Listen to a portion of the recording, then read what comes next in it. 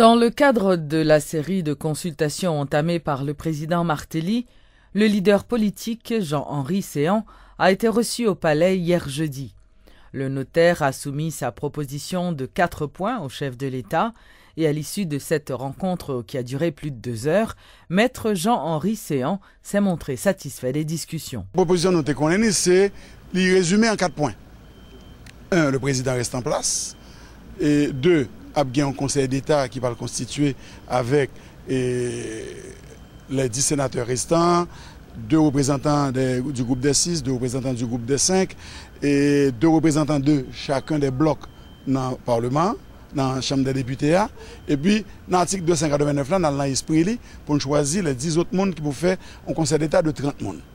Et troisièmement, un gouvernement de salut public avec un premier ministre modéré que le président a choisi avec le Conseil d'État et puis des ministres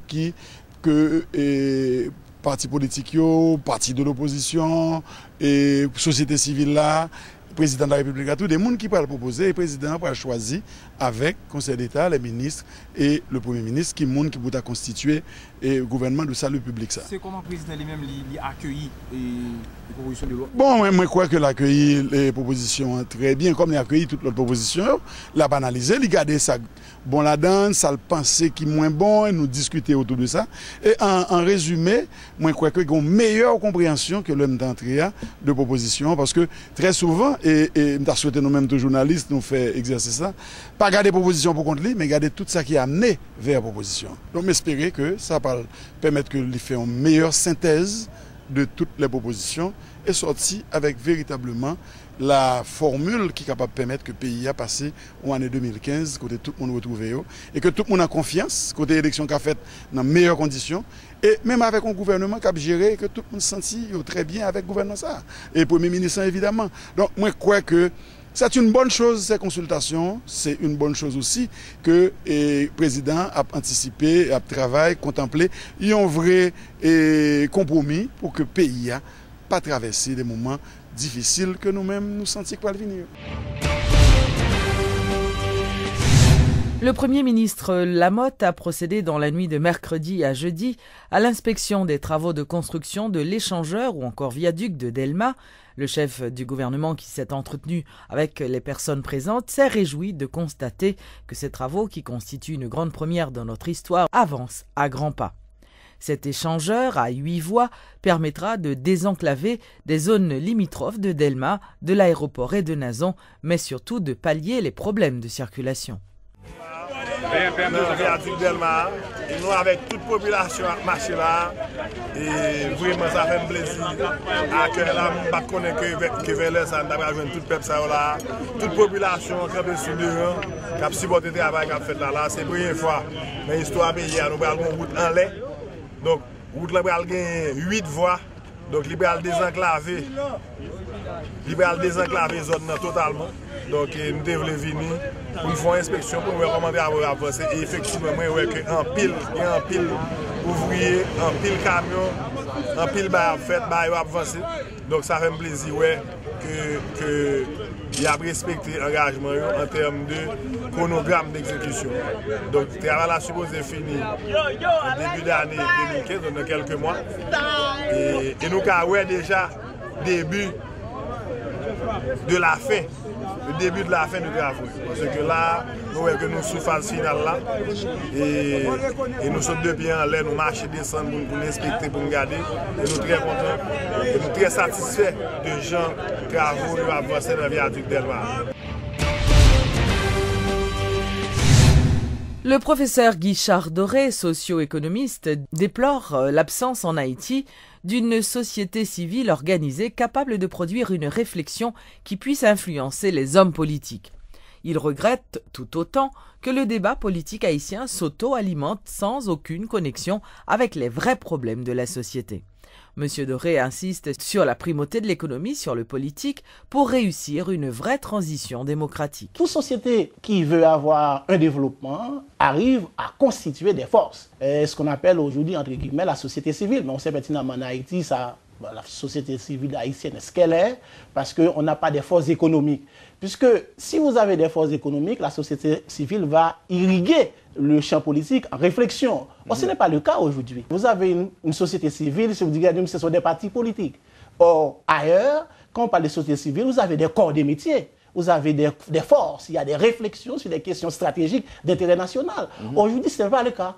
On a mis l'accent sur la politique, c'est le primat du politique. Moi, je ne crois pas. Moi, il faut donner l'importance à l'économique. Parce que lorsqu'on a vu, on parle souvent des transitions politiques en Haïti. Il faut regarder comment la transition a été faite ailleurs. Dans les pays où les transitions démocratiques sont réussies, c'est là où il y avait un développement économique. On voit le Portugal, l'Espagne, le Brésil, etc. Autrement dit, un pays qui veut progresser sur le plan politique doit donner l'accent à l'économique et au social. Il faut qu'il y ait des investissements dans l'éducation, comme on est en train de le faire aujourd'hui. Il faut qu'il y ait des investissements dans la formation des jeunes. Si on n'a pas des investissements dans la formation professionnelle, on ne peut pas parler de développement. Donc, on ne peut pas attendre qu'il y ait un développement politique. Autrement dit, moi, je pense que le politique, on parle pas la science, hein, le politique doit avoir une certaine substance, une relation avec les différents corps de la société. Et ces corps-là doivent être forts pour que ces corps apportent des réflexions, alimentent les réflexions. Mais ce n'est pas le cas aujourd'hui en Haïti. Les hommes politiques renvoient leurs problèmes à la société et la société, puisque les autres corps n'existent pas, elle encaisse et puis il y a crise. C'est ça qu'on parle de crise. Moi, je pense qu'un beau jour, il faut qu'il y ait des sociologues qui réfléchissent à ce qu'on n'appelle pas crise en Haïti. Chaque jour, vous écoutez la radio, on parle d'une crise politique. Moi, je ne crois pas. Dans une société, il faut qu'il y ait des intellectuels, il faut qu'il y ait des centres de pouvoir. Donc, moi, l'essentiel pour Haïti, c'est mettre l'accent sur le développement économique de notre société pour que le pays puisse avancer. Voilà. Les manifestants arrêtés le 17 octobre dernier ont été déférés au cabinet d'instruction pour les suites légales. C'est ce qu'a annoncé le substitut du gouvernement de Port-au-Prince, qui n'a pas voulu dévoiler les charges retenues contre les protestataires. C'est que nous ne pouvons pas être comme ça, nous traiter infraction dans les médias. Donc, lors saisie d'un dossier, il fallait bien que vous gardez le dossier, ou traitez, ou s'il y a une matière à poursuivre ou non. Donc, si paquet à suivre dossier, il y a une matière à poursuivre, c'est ou bien les déférer au cabinet d'instruction ou bien déférer au tribunal correctionnel. Dans ce cas précis, je crois que ce dossier a été déféré au cabinet d'instruction. Dimanche, Cap Vin là, on a tout profité de tout le monde qui est dans l'opinion publique là, et tout le monde qui a peut-être gain de manifestation de rue que a organisé, et tout le monde qui est victime tout de casse de quoi que ce soit par rapport à manifestation ça, on a dit que le paquet a été ouvert pendant tout le week-end et on a redoublé nous d'ardeur pour nous continuer encadrer les populations, rechercher les crimes, les délits et les contraventions et déférer par devant qui de droit. C'est vrai, tout le monde a le droit pour manifester. La Constitution a priorité qu'on a droit notifier la police à chaque manifestation qu'on fait, mais il faut le faire de manière pacifique pour que yon monde pas déranger l'autre monde, parce que tout le monde a droit, chaque monde a une position, et dans le cadre de construction état de droit que nous avons parlé tantôt, nous avons souhaité que nous gardions calme. Le monde qui a manifesté dans le calme. Si toutefois, il y a des gens qui commettent un désordre, nous regrettons ça conformément à la loi, pas qu'il y a obligé de poursuivre dans les limites de la légalité. Rappelons que quelques dizaines de membres de l'opposition politique avaient organisé jeudi une marche pacifique à Port-au-Prince pour exiger la libération des personnes arrêtées lors de la manifestation du 17 octobre dernier à l'occasion de la commémoration du 208e anniversaire de la mort de Jean-Jacques Dessalines. Le porte-parole adjoint de la PNH a présenté ce jeudi le bilan des opérations menées par la Direction départementale de l'Ouest, la DDO, pour la période allant du 1er au 23 octobre de cette année. Et dans son rapport, l'inspecteur Gary Desrosiers a fait état de 14 arrestations pour divers chefs d'accusation, notamment tentatives d'assassinat, vol et association de malfaiteurs. Il y a 5 présumés bandits qui tués par balle. Il y a 7 présumés volets qui lapidés par la population. Il y a 3 personnes qui lynchés par la population. Il y a un bandit qui tué suite à échange de tir avec la police. Il y a un autre bandit qui blessé lui-même par balle et suite à échange de feu avec la police. Il y a 4 viols que nous avons enregistrés, dont 3 à Croix-des-Bouquets, 1 à Delma. Il y a 3 policiers qui blessés, ça c'est accident de circulation. Il y a 2 policiers qui blessés par balle. Il s'agit du policier Perrin Nuder, fils, agent 1. Et côté que nous prenons balle là, c'est dans point fixe qui trouvait dans le carrefour Delma 2 et piste aviation. Il y a Valéus Louis-Jean, agent 4, qui blessé lui-même à Croix-des-Bouquets par balle. Donc il y a 3 policiers qui blessés suite à accident de circulation, il y a 2 qui blessés par balle. À Cara 2, la police a arrêté pour viol sur mineur Charles Robert, qui gagne 26 ans, les violents Timon gagne 10 ans. À Fonverette, la police a arrêté Pierre-Réna Lucen, qui gagne 18 ans, les violés Timon qui gagne 15 ans.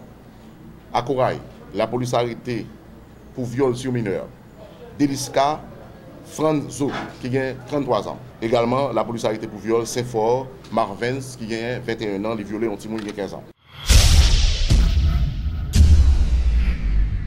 La nouvelle ambassadrice du Canada à Port-au-Prince, Paula Caldwell-Saintonge, a présenté hier ses lettres de créance au chef de l'État haïtien. Née en Colombie, Madame Caldwell-Saintonge parle couramment l'anglais, le français, l'espagnol et le portugais.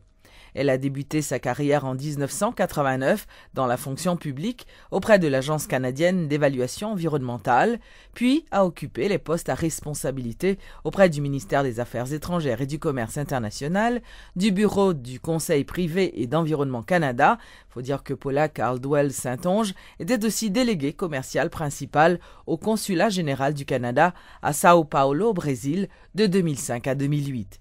Elle a été ministre conseillère et déléguée commerciale principale à l'ambassade du Canada à Mexico de 2008 à 2010 et au cours de l'été 2010, elle fut nommée consul générale dans le centre-sud des États-Unis. Anciennement directrice générale des programmes nationaux auprès d'Environnement Canada, avant sa nomination à Port-au-Prince, Madame Saintonge était consul générale du Canada à Dallas. Je suis tellement contente de pouvoir travailler très fort avec Haïti. Haïti et Canada, on a un lien très serré, on a une amitié très profonde. On a bien sûr une diaspora canadienne-haïtienne aussi au Canada qui adore toujours leur Haïti chéri, alors ils font partie des 2 pays. Puis je suis tellement contente d'avoir une coopération puis d'être de retour en Haïti. Une soirée de collecte de fonds en faveur de la lutte contre la poliomyélite sera organisée samedi au Caribé Convention Center à l'initiative du Rotary Club de Pétionville. Mouchi Widmayer, Kako Bourjoli et le groupe musical Jakut Music No. 1 animeront la soirée.